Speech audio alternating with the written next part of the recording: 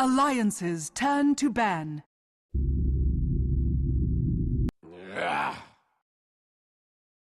Alliances turn to ban.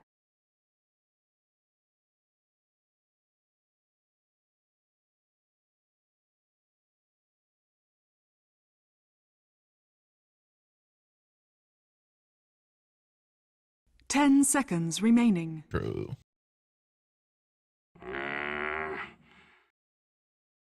Dire team ban.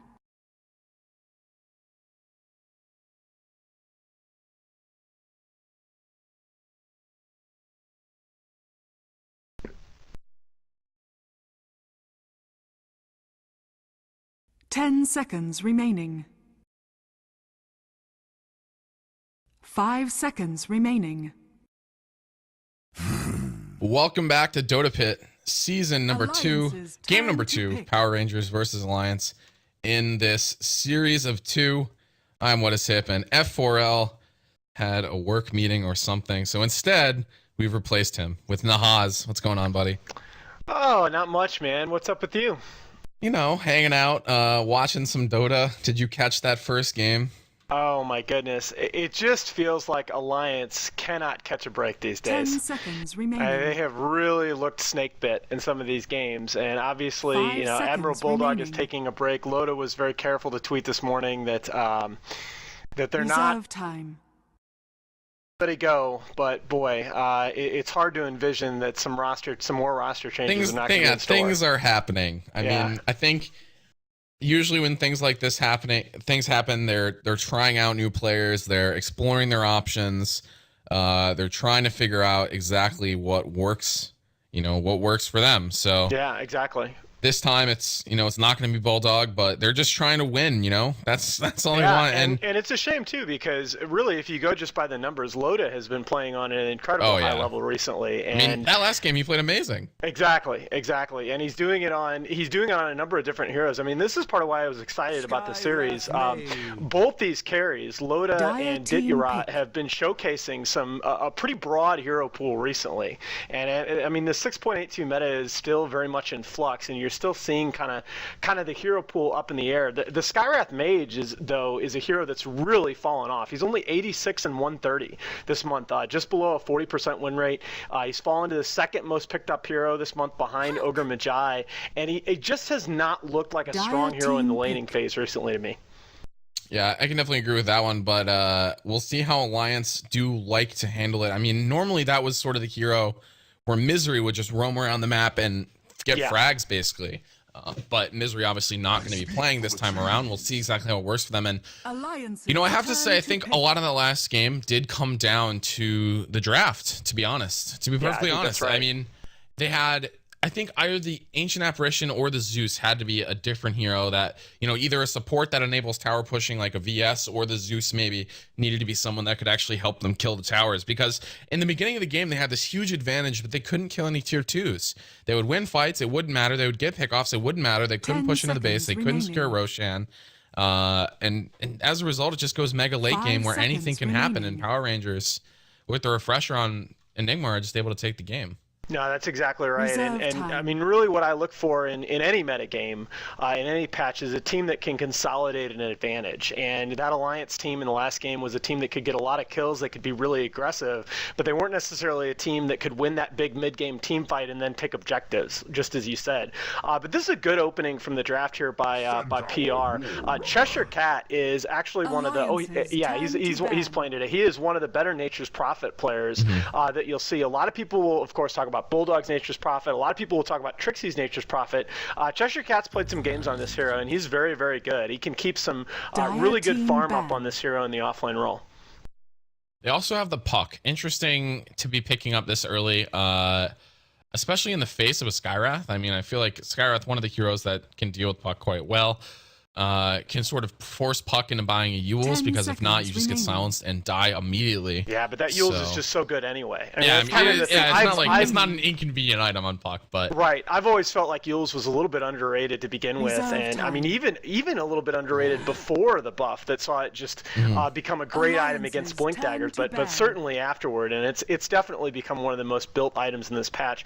The opening from Alliance here, and this is kind of what I've seen from a lot of their drafts. A lot of their drafts have felt very standard to me, sort of picking the meta heroes, and neither Skywrath nor Centaur has done particularly well recently. Centaur's 54 and 61 this month. 5 seconds and remaining. PR certainly with still a lot of room in their lineup to pick some hard lockdown.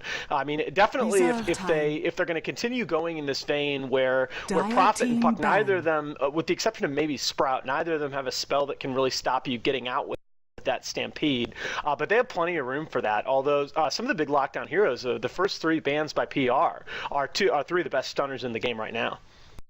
Yeah, and second round of bans here, Ogre Magi does get banned out, and that was Drow used. ban. Wow, Drow ban as well. But I mean, I have to say the Ogre was used to great effect in the last game, and definitely flexed his power. I mean, reserve time. What a great! I mean, I can't believe what a great hero. Just with the multicast change, he's turned into a whole different hero. The regen has helped him quite a bit as well, though we haven't seen him too often on the sort of like off lane core role. Although they did dual lane it in the last game, so I guess that does sort of help him a little bit. But just the X factor of multicasts, where sometimes you just solo a carry because you get a 3 times multicast, is just so ridiculous. Yeah, and even if you don't, his stuns are so good. Early. He's so scary in the laning phase, and the roaming meta. That's one of the biggest single changes in 82 is that the roaming meta has all but died. Roamers are like 44% in this patch, whereas aggressive tri-lanes are like 56%. I mean, it's lanes are definitely a lot more static, and that's just because it's that much more important to keep the enemy carry from farming, because you've got those mid-game flash farmers that now that games are going more like 42 minutes as opposed to 35, they just have a lot more time to get that flash form up. But we were talking earlier about how Skywrath Mage has really struggled lately. Vengeful Spirit would be one of my 2 heroes a month. She has really burst on the scene here in this recent patch. She's 86 and 49 this month. Tide would be the other one. They're the 3rd and 4th most picked heroes, and she's just had a huge impact on these matches. I mean, in 81 she was a very, very good dire side hero. In 82 I feel like she's a good hero on either side of the map. Yeah, and the other thing I would have to say is Avenge is sort of one of those heroes that I was looking for in the last game. The damage aura maybe could have helped out, but we'll see how Power Rangers handle it in game number 2 here, as Alliance have gone for the Phantom Assassin. And I've grown to become more fond of this hero. Oh, it's a great PA is, as much as I can't believe that I was saying this, because I think 3 or 4 months ago I was convinced that this hero just abjectly sucked. Yeah, it was just garbage. But this hero is capable of doing a lot of damage early on in the mid game with very few items. I mean, you can put her mid, you can put her on the safe lane, you can really put her wherever, and she doesn't necessarily need a lot of farm at 15-20 minutes to participate in fights and do a lot of damage, and that to me provides you with a lot of flexibility in terms of what your team wants to do. She certainly has plenty of late game potential, but she can fight before a lot of other carries would come online, and that makes her a very, very dangerous hero in these mid game engagements.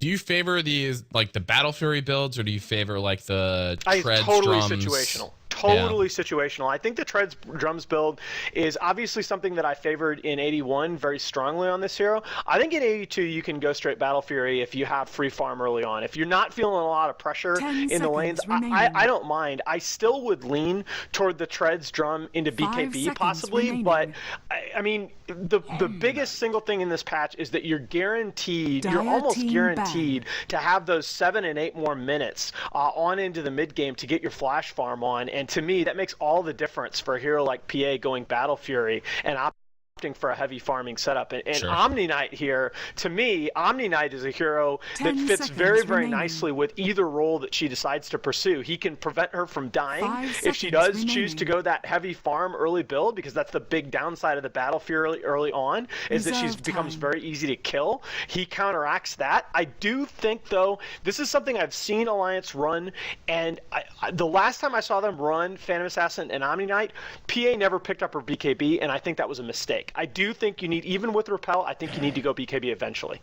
At some point, yeah. Just it becomes like a duration thing, a cooldown thing. I agree with that completely. And I mean, the other option is if this is more of like a manly PA build, then you can just obviously drop the Repel on PA and let her just go ham, basically. And yeah, I really do like this combination of heroes. I think Omni Knight just so well deals with the shortcomings of the Phantom Assassin. So last ban phase, Shadow Demon is banned out, and that's kind of an interesting ban. Oh, I love it. I think it's, to me, this Power Rangers Purge, draft, I think they're going to go really aggressive with this. And yeah, the Purge going through BKB. Power Rangers really only has one hard stun right now. I certainly don't count Gyro's rocket, or homing missile rather, as a hard stun. And with the, I feel like this draft has just turned dramatically with the 3rd and 4th picks by Alliance, the Phantom Assassin, the Omni Knight. I would actually give them the edge so far in this draft, just because they have Omni Knight to protect Phantom Assassin, they have Stampede to get them in and out of battles really early on. The Skywrath Mage, I don't know is going to be too super effective in this matchup, but again, you mentioned early on how Skywrath can really screw over Puck. What other hero of PR does he really want to silence? He's going to be free to use that Ancient Seal on Puck in these fights. Well, there you go. There's the answer from PR. Still, though, I feel a real shortage of hard lockdown, and I think you can get away with Godblack drafts in this version, but I think against a Centaur, it starts to make it really, really hard. Yeah, it definitely makes it much more difficult here, and like I mean, like you mentioned, Skywrath Mage, maybe he's interested in silencing the Vengeful Spirit, but Puck is going to be very, very enticing for him to just try to kill in every single fight. You know, especially once he has the level 6. If there's no Yules on Puck, just silence him, drop the ultimate, and he dies pretty much every single time. So, yeah, Alliance will I think you're going to probably see either. Wow, it looks like you're going to probably see shots. Oh, maybe they might run him off lane, but I was convinced that they were going to do that with Cheshire Cat. It's going to be interesting to see which player takes which hero from Power Rangers, because I do feel like you're absolutely right that the Puck absolutely has to have early farm in this game. I still think you want to run the Silencer as a support here, even though that's not necessarily usually the role that I favor him in. Yeah, and last pick here for Alliance. How do they want to clean out their lineup here? I guess it depends on exactly where they put this PA. If this is going to be Magnus. Beautiful pick. Yeah, this is a beautiful pick. I love this. PA, I actually can't believe that they let and it's going to be a Hani Magnus too. Oh boy. Get ready, folks. Hani is really tremendous on this. You don't get to see his Magnus often, but Hani is very, very good. He's not quite a Rise level on this hero, but he's very solid. And this PA Magnus combination, you know, this is the beautiful thing about these last 2 picks for Alliance. You know, you look at PA and you say she's already a hero that gets a good deal of damage from her kit into the mid game. She doesn't have to have a huge laning phase in order to contribute. And then you look at Omni Knight and Magnus together in Repel and Empower.